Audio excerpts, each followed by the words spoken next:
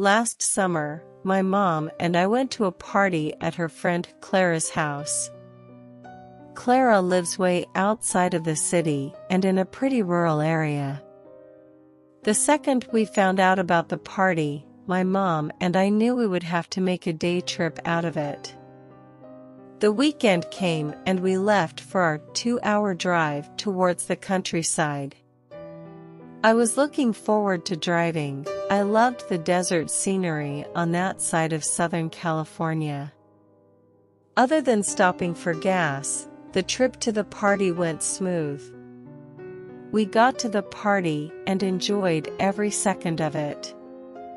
It was Clara's granddaughter's birthday party, but as you know, there's always a party for the adults happening as well.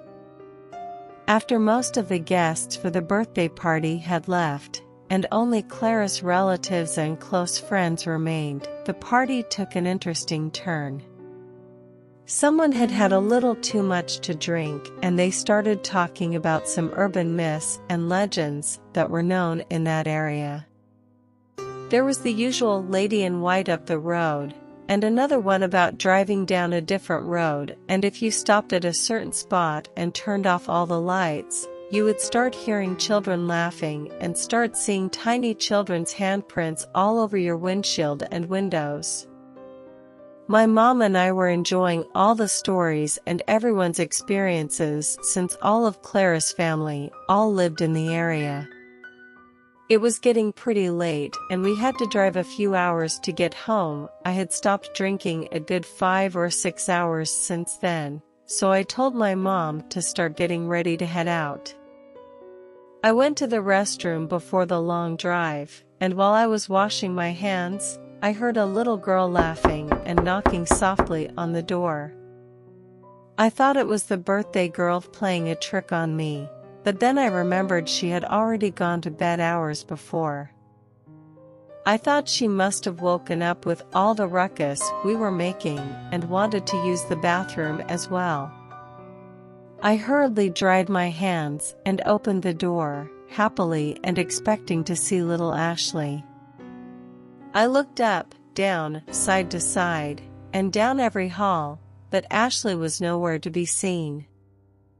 I walked out towards the living room where everyone was merrily telling stories, and then I asked my mom if Ashley had joined the party. My mom looked up at me puzzled, and reminded me that little Ashley had been taken to her other grandma's house just about an hour before, after she had fallen asleep at Clara's. I thought to myself, yes, of course, and sat back down. My mom leaned into my shoulder and asked if I was all right. I then leaned back towards her and told her I had heard a little girl laughing and knocking on the restroom door while I was in it. My mom's eyes amplified with fear and whispered that Clara's relatives had mentioned a little girl who had lived down the road and had unfortunately gotten lost and then found weeks later in a well. I still thought it was somebody playing a prank on me, like one of the Clara's nephews that were attempting to flirt with me during the party. It was now approaching 11 p.m. and I wasn't trying to spend the night there. I told my mom it was time we started heading out, and she agreed and started grabbing her belongings. We said our goodbyes and headed toward my car. On our drive, my mom and I were talking about the party and some of the guests, and then we started talking about all of their superstitions and alleged myths and legends. I brought up the little girl, and my mom told me again that that's what they were talking about while I was in the bathroom. I started laughing and told her that it was probably a prank, and then my car jolted up and down hard as if I had run into a pothole. My mom flattened into her seat while holding on to whatever she could, and I put my head on the steering wheel for a second, hoping that the car was all right. We were still on a very desolate road and had about 20 minutes before we merged into an actual highway. I slowly got out of the car and illuminated the road with my phone's flashlight, then I pointed it at all the tires, and they all seemed all right. The desert cold air chilled me to the bone, and I ran back into the car. I kept driving, and just about a mile before we got to the highway, I saw back in the distance a pair of headlights appear in my rearview mirror. I didn't think much of it, since it was a public road, and the community where Clara lived was pretty big. I kept driving, and just before merging into the freeway, I realized the lights were gone. I hadn't passed any exits or private roads, so the car must have stopped back behind me, or so I thought. The highway brought me comfort, and I was glad to be in a better light and more than a single lane. We had about 1.5 more hours to get home, and my mom was getting quieter by the minute. I was keeping my eyes on the road ahead, and I suddenly noticed a glare of some sort behind me. I looked into my rearview mirror, and when the lighting was just right, I was able to see a car driving far back behind me, with its lights off. My heart beat with panic, and I stepped a little harder on the gas pedal. Every part of me knew there was something wrong. I drove faster and faster, and I was hoping to magically make my ETA back home reduce exponentially, but that wasn't the case. The faster I drove, the slower time seemed to pass by. I kept looking behind me through the rearview mirror, and sometimes I'd see the car, other times I wouldn't. Every time I thought I'd lost them even farther behind me, they seemed to appear out of nowhere and right behind me. I was terrified. I started to Google somewhere I could stop nearby, but there wasn't a gas station for another 15 minutes. I had slowed down since I was Googling where to stop in a well-lit, public area, but at midnight, not much was open, especially near me. I saw the car speed up, and it moved to the second lane.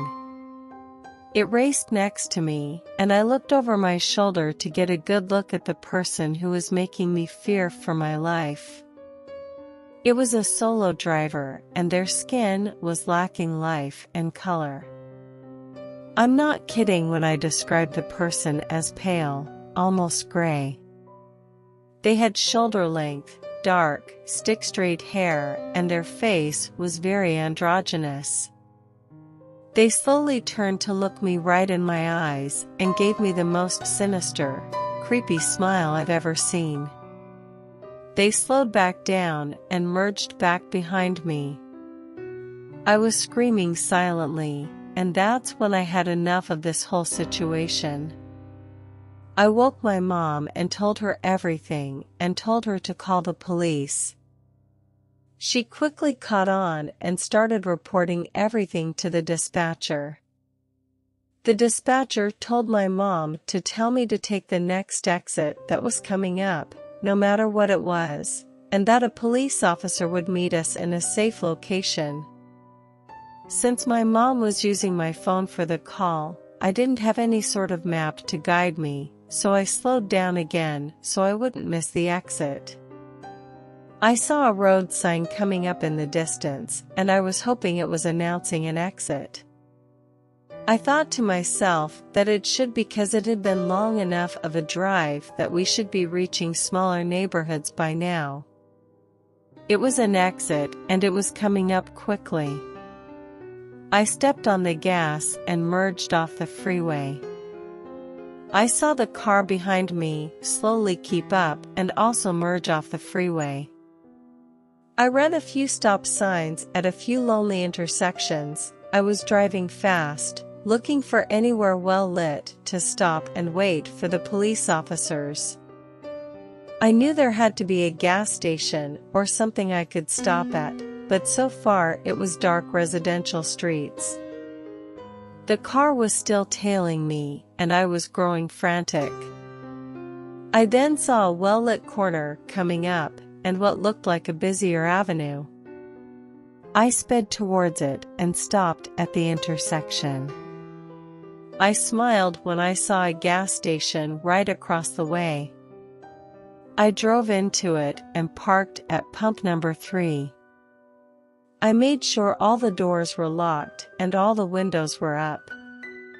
The car slowed down and made it seem for a second by turning its wheels into the entrance, but then it straightened out and drove past it. I relaxed my head onto the seat and grabbed my mom's hand. She was still shaken up, but I could tell she was scared. The car ended up driving past 3 more times before the police showed up. Once the officer wrote down our incident, he reported back to my mom and me that we weren't the first to report this exact incident by the same suspect. My mom and I went home shortly after and had never been happier to make it home. I haven't seen the person or experienced anything like it since. I don't know the individual's reasons for pursuing this hobby, if it's only to freak people out, or if it's for more sinister reasons. I'm just glad my mom and I were safe,